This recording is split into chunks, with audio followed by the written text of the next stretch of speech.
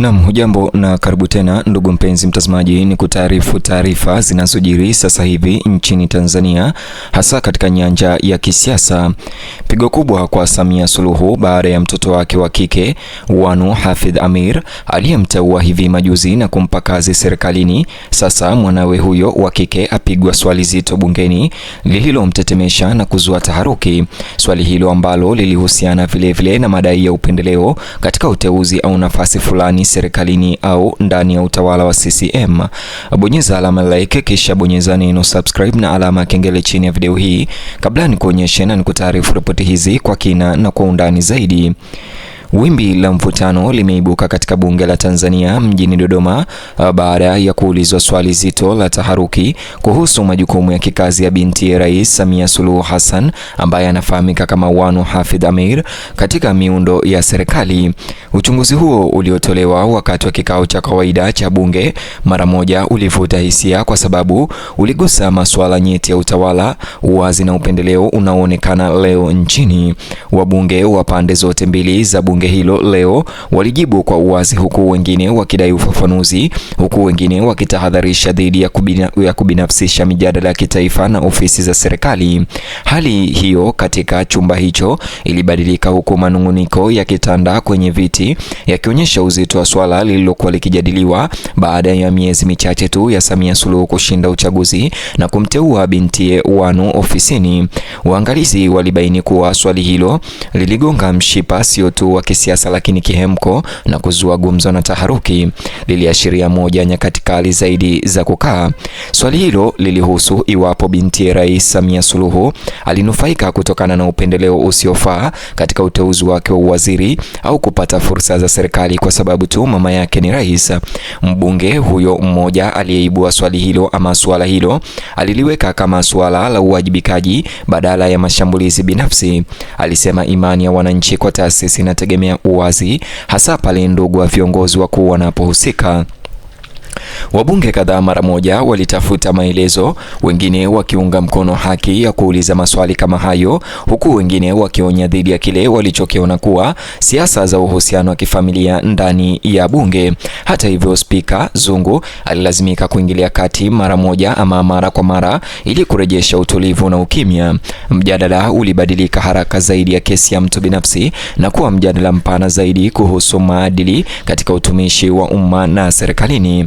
Kulingana na mashahidi ndani ya chumba hicho cha bunge, binti Rais Wanu Hafidh alijibu kwa udhabiti swali hilo zito la taharuki aliloulizwa. Liliposhughulikiwa mbele yake ndani ya bunge mbele ya Spika Zungu, alikataa pendekezo lolote kwamba maendeleo yake ya kazi yalihusishwa na jina lake la familia na kwa vile mama yake ni rais. Hata hivyo, Wanu alisisitiza kuwa sifa zake, uzoefu na mwenendo wa kitaaluma ndio msingi pekee wa jukumu lake la umma. Jibu lake lilitolewa kwa utulivu lakini kwa dhamira inayoonekana, kwani aliwataka wabunge kuhukumu watu binafsi kwa sifa badala ya ukoo. Pia alionya kuwa tuhuma za mara kwa mara kwa jamaa za viongozi huwakatisha tamaa wananchi wenye uwezo wa kulitumikia taifa.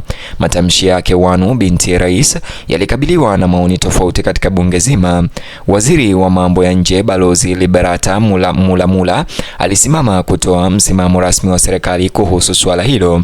Alisisitiza tena kwamba uteuzi wote ndani ya serikali unafuata sheria, taratibu za uhakiki zilizowekwa. Kulingana na maelezo yake, hakuna mtu ambaye ametengwa na viwango hivi bila kujali asili ya familia. Alisisitiza kuwa mfumo wa utawala wa Tanzania umejengwa katika usawa mbele ya sheria. Waziri aliongeza kuwa taasisi za uangalizi zipo kwa usahihi ili kuzuia upendeleo na matumizi mabaya ya madaraka. Majadiliano hayo bungeni yalipozidi, baadhi ya wabunge walidai kuwa swali lenyewe lilikuwa muhimu ili kuimarisha uwajibikaji wa kidemokrasia na kuweza kuwadhihirishia Watanzania. Walishikilia kuwa maafisa wa umma na familia zao lazima watarajia kuchunguzwa kwa sababu ya imani ya umma wa Tanzania inayohusishwa na uongozi. Wengine walipinga kwamba kuzingatia mara kwa mara watu wa ukoo kuna hatari ya kuwanyanyapaa isivyo haki watu ambao hawajakiuka sheria zozote.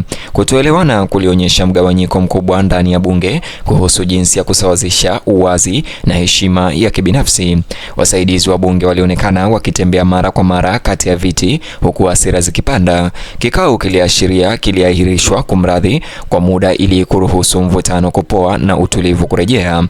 Nje ya bunge hilo la Spika Spika Azan Zungu, habari za ubadilishanaji huo zilienea kwa kasi kwenye mitandao ya kijamii na vipindi vya mazungumzo. Maoni ya wananchi yalionekana kugawanyika vikali, huku baadhi ya wananchi wakipongeza uchunguzi huo, huku wengine wakiuona kuwa ni shambulio lisilo la haki kwa familia ya Rais Samia Suluhu. Wachambuzi walibaini kuwa tukio hilo linaonyesha kuongezeka kwa mahitaji ya umma ya uwazi katika utawala. Wakati huo huo, wasiwasi uliibuka juu ya uwezekano wa habari potofu na uamuzi wa tabia bila ushahidi. Mashirika ya kiraia vilevile yaliitisha mjadala wa kuwajibika unaozingatia ukweli. Majadiliano hayo yaliendelea zaidi ya Dodoma hadi kwenye mazungumzo ya kitaifa na miji mingine. Wachambuzi wa masuala ya kisiasa sasa wameona kuwa suala hilo lilimweka Rais Samia Suluhu Hassan na bintiye katika nafasi nyeti ya kuzua gumzo. Hata hivyo, pendekezo lolote la upendeleo, hata kama halijathibitishwa, linaweza kupata mvuto wa haraka katika nyanja ya umma na mitandaoni. Kwa sababu hii, uwazi vilielezwa kuwa muhimu. Hata hivyo, rais haukutoa tamko la haraka kuruhusu michakato ya bunge kuendelea. Ndani ya chama tawala CCM kinachoongozwa na Samia Suluhu na viongozi wengine, viongozi waliripotiwa kufuatilia kwa karibu na kutoa maoni.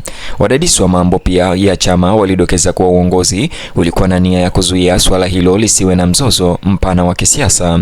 Kudumisha umoja wa vyama huku tukiheshimu uhuru wa bunge kulionekana kuwa changamoto kuu. Baadhi ya wanachama wa chama cha CCM walionyesha wasiwasi wao juu ya mtazamo wa mjadala huo. Wengine walisisitiza imani katika mifumo iliyopo ya uwajibikaji. Tukio hilo lilielezwa kuwa ni kipimo cha ukomavu wa kitaasisi. Wataalamu wa sheria walipima uzito, wakibaini kuwa hakuna katazo la kisheria dhidi ya jamaa za viongozi wanaohudumu katika majukumu ya serikali. Hata hivyo, walisisitiza kuwa uwazi katika mchakato wa uajiri na uteuzi ni muhimu ili kuepusha migongano ya kimaslahi kama hiyo. Pia walitahadharisha dhidi ya kutumia fursa ya bunge kutoa porojo bila udhibitisho.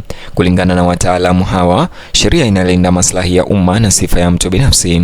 Mjadala huo, walisema, unapaswa kubaki kwenye msingi wa ushahidi badala ya uvumi.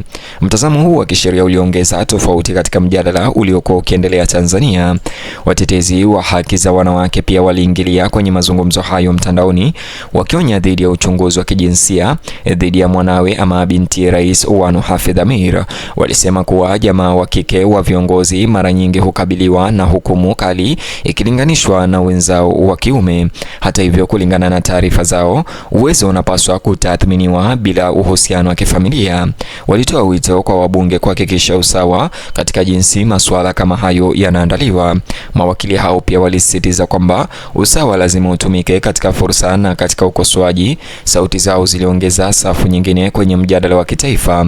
Ndani ya bunge, Spika Azan Zungu baadaye aliwataka wajumbe kujizuia na kuzingatia maadili. Aliwakumbusha wabunge kwamba ingawa usimamizi ni wajibu wa kikatiba, ni lazima utekelezwe kwa uwajibikaji. Spika Azan alisisitiza kuwa bunge lisiwe jukwaa la tuhuma binafsi na porojo. Aliwahimiza wabunge kuwasilisha hoja zao kupitia kamati zinazofaa kwa uchunguzi kibidi. Hata hivyo, uingiliaji kati wake ulilenga kurejesha umakini na utulivu kwa biashara ya kutunga sheria bungeni. Hata hivyo, chumba hicho cha bunge kilirudi taratibu. Licha ya juhudi za kutuliza utulivu, tukio hilo liliacha hisia ya kudumu kwenye shughuli za siku hiyo na kuzua gumzo mitandaoni. Wabunge kadhaa pia leo wamekiri faraghani kwamba mazungumzo hayo yalifichua matatizo ya msingi kuhusu utawala na uaminifu Tanzania. Wengine waliona kuwa ni ishara ya kukomaa kwa demokrasia, ambapo maswali magumu ya hofu yanaulizwa kwa uwazi bila woga. Tukio hilo lilisisitiza usikivu unaozunguka familia za uongozi katika maisha ya umma. Nijuze maoni yako upande wa comment, vile like video hii kisha subscribe, alafu gusa kiboksi hicho kwenye screen yako kwa taarifa zaidi.